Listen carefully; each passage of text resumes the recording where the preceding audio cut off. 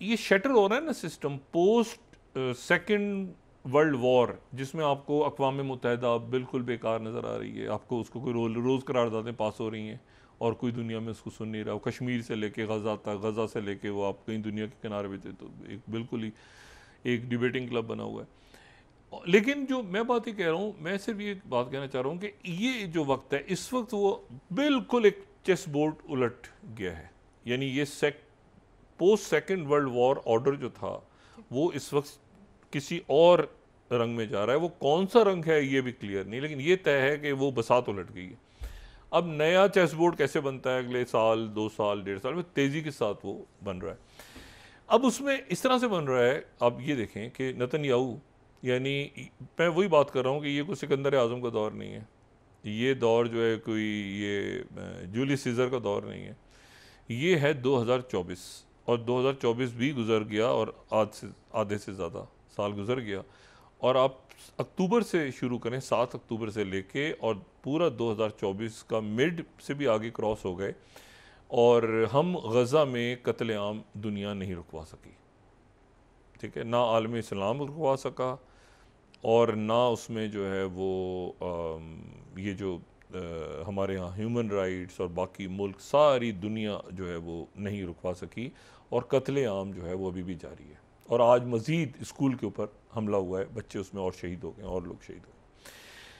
और कल जो है वो ये मैंने आपसे कहा ना कि पूरा लरज़ रहा है, ये पूरा जो एक सिस्टम है ना पूरा ग्लोबल लेवल पे। कल जब दौरा ख़त्म किया नेतन्याहू ने अपना अमेरिका का, तो उनकी जो आखिरी नेतन्याहू की मुलाकात हुई तो वो डोनाल्ड ट्रंप से हुई। नेतन्याहू के साथ उनकी अहलिया भी थी, सारा।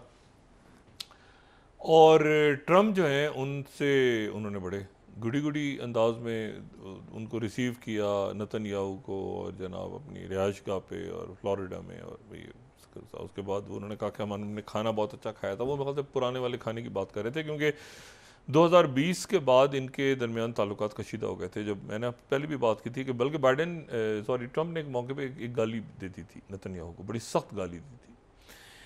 और नेतन्याहू ने कहा था, ट्रंप ने कहा था कि एहसान फरामोश आदमी है, झूठा आदमी है। और ये उस वक्त हुआ था मामला, इनके तलखी इसलिए पैदा हुई थी, जनरल कासिम सुलेमानी का जब इशू आया था, तो उस वक्त इसराइल पीछे हट गया था। उसने कहा था कि ये आप स्ट्राइक करें, हम इस वक्त स्ट्राइक में साथ आपका नहीं देंगे। इसराइल ने ये कहा था अमेरिका से, तो कासिम सुलेमानी का स्ट्राइक फिर अमेरिका ने किया था। तो इसके ऊपर ट्रंप जो है वो ज़रा बहुत आखिरी उनके जो दिन चल रहे थे एज अ प्रेसिडेंट, तो वो उस पर काफ़ी ज़्यादा अपसेट थे कि मैं तो इसराइल के साथ रख के ये कासिम सुलेमानी को, तो उसमें इसराइल ने मतलब पब्लिकली उसको कहा कि हम तो नहीं है भाई, ये तो अमेरिका ने किया। तो उसके ऊपर एक तलखी पैदा हुई थी। लेकिन ट्रंप जो है वो ट्रंप अपने आप को सबसे ज़्यादा इसराइल नवाज कहते रहे, और वो कहते इसलिए रहे कि उन्होंने एक तो कई मुल्कों के साथ वो अब्राहम अकॉर्ड्स करवाए, बहरीन, यूएई, और सूडान के साथ आगे बातचीत चली, ठीक है ना। और इन मुल्कों के साथ जो है वो उन्होंने अब्राहम अकॉर्ड्स करवाए, और वो आगे तेज़ी के साथ बढ़ रहे थे। लेकिन उससे पहले ये हुआ कि जो है वो उनकी चलेगी, पहली टर्म ख़त्म हो गई। और न सिर्फ यहाँ तक अब्राहम अकॉर्ड्स करवा रहे थे, बल्कि वो जो अपनी एम्बेसी है, अमेरिकन एम्बेसी, वो तल अवीव से यरूशलेम शिफ्ट करवाने का उन्होंने, यानी इसका मतलब ये है कि ऑफिशियली वो यरूशलेम को कहने जा रहे थे कि जेरेड कुशनर और ये सारे मिलके। अच्छा, अब लेकिन ये हुआ तो वो उस वक्त वो नाराज़ थे कि भाई ये नेतन्याहू थे। लेकिन कल जब मुलाकात हुई तो उन्होंने नेतन्याहू से ये कहा, पहले तो उन्होंने नेतन्याहू से ये कहा कि जो वो है कैमिला हैरिस ने, ये कैसे हो सकता है कि कैमिला हैरिस जो है वो इस तरह की ज़बान आपके साथ इस्तेमाल करे, मोहतरम आप तशरीफ़ लाएँ अमेरिका, और इस तरह की बात की है उसके, जबकि उनके जो हस्बैंड हैं वो ख़ुद एक जियो हैं। और ये कैसे कोई भी यहूदी जो है वो अमेरिका में कैमिला हैरिस को वोट डाल सकता है? इस किस्म के बयानात के बारे में जिस तरह उन्होंने जुमले इस्तेमाल किए हैं। और तो कैमिला हैरिस, वो मसला जो कि 1-2 दिन पहले उठाया हुआ था डोनाल्ड ट्रंप ने कि जंग बंदी होगी और ये सारा, वो कैमिला हैरिस के ऊपर ले गए सारी कि ये कैसे हो सकता है और ये और वो, क्योंकि एक ज्यूइश लॉबी तो है और बड़ी स्ट्रॉन्ग है। और दूसरी बात जो है नेतन्याहू से उन्होंने ये कही कि देखो, अगर मैं इलेक्शन नहीं जीता और अगर मैं कामयाब नहीं हुआ तो एक मेरी बात ध्यान से सुनना, वो बात ये है कि तमाम मशरिक़ वस्ता में जो है ना बहुत बड़ी जंगें तुम्हारा इंतज़ार कर रही हैं, और ये जो जंगें हैं ये तीसरी आलमी जंग की तरफ चली जाएंगी, थर्ड वर्ल्ड वॉर की तरफ। और थर्ड वर्ल्ड वॉर की तरफ ये दुनिया चली जाएगी और ये स्टार्ट होगी मशरिक़ वस्ता की जंगें बड़ी और थर्ड वर्ल्ड वॉर।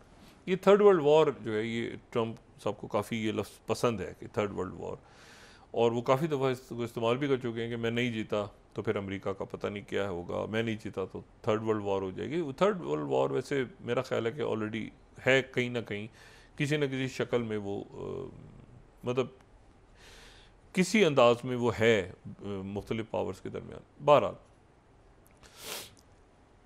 पिछली वर्ल्ड वॉर्स में भी कोई दो ताकतें तो नहीं थी ना, बहुत सारी ताकतें उलझ गई थी आपस में, तो वो इस वक्त आपको बहुत सारे मुल्क उलझे हुए नज़र आते हैं। बहरहाल तो वो जो है वो एक डेडलॉक सा पैदा हुआ, और उसके बाद नेतन्याहू वापस, अब वो अच्छा उन्होंने नेतन्याहू ने कहा कि मैं तो सीज़ फायर के, मैं तो मुआहदा आगे पीछे दाएं बाएं कर करा के वो वहाँ से हटो बचो कह के वापस आ गए। लेकिन कैमला हैरिस जो है उन्होंने सख्त बात की, लेकिन कैमला हैरिस सदर नहीं है, बाइडेन सदर हैं, वो अब अपनी उसमें जो प्रोग्राम्स हैं, फंक्शंस हैं, मुख्तलिफ कॉन्फ्रेंसेस हो रही हैं, उसमें मसरूफ़ हो गए। तो अब जनाब वापस वो आ गए, लेकिन बात आगे बढ़ी नहीं। और साथ ही जो है वो मुज़ाकरात जो हैं वो अब एक नए, अच्छा मुझे नहीं पता कि इसमें अब कितना दमखम इसमें रह गया, क्योंकि हालात ज़रा ख़राब बिगड़ रहे हैं दोबारा, और वो उसमें ये हिज़्बुल्लाह जो हिज़्बुल्लाह के साथ भी इसराइल की कशीदगी बढ़ रही है। और आज रात को क्योंकि पेरिस में ओलंपिक्स हैं तो अब रोम मरकज़ बन गया मुज़ाकरात का, तो सीआई डायरेक्टर आज किसी वक्त ट्रैवल करके वो रोम पहुंच जाएंगे, और जो कतर के वज़ीर आज़म हैं अब्दुर्रहमान, वो जो हैं वो भी पहुंच जाएंगे रोम, और अब्बास कामिल भी पहुंच जाएंगे जो है वो रोम, और साथ ही डेविड बार्निया भी पहुंच जाएंगे रोम। अच्छा ये सारे लोग अब रोम में जमा हो रहे हैं, और रोम में जमा होने के बाद ये यानी पेरिस से अब रोम शिफ्ट हो गए हैं डायलॉग। अच्छा दोहा में भी नहीं हो रहे और इजिप्ट में भी नहीं हो रहे। इजिप्ट में इसलिए नहीं हो रहे कि इजिप्ट के ऊपर वो पहले दल्फी कॉरिडोर पे फिर दोबारा उसने पख डाली हुई है नेतन्याहू ने, तो वो डिले करके और इसी दौरान मैं आपको सिर्फ ये बताऊँ, ये जितना डिले हो रहा है ना ये उतना ही पेचीदा हो रहा है। अच्छा रोम में पहुँचे इटली, और एन उस दिन पहुँचे जिस दिन इटालियन प्राइम मिनिस्टर जो हैं जॉर्जिया मेलोनी, वो चाइना में है 5 दिन के लिए। 5 दिन के लिए वो बेल्ट एंड रोड इनिशिएटिव से अलग होने के बाद और ऑफिस संभालने के बाद ये उनका पहला दौरा है, बीजिंग है 5 दिन का जी। तो वो वहाँ पर अब जो मरकज़ है वो ना दोहा है ना वो जो है वो इजिप्ट है, बल्कि वो इटली बन गया है मुज़ाकरात।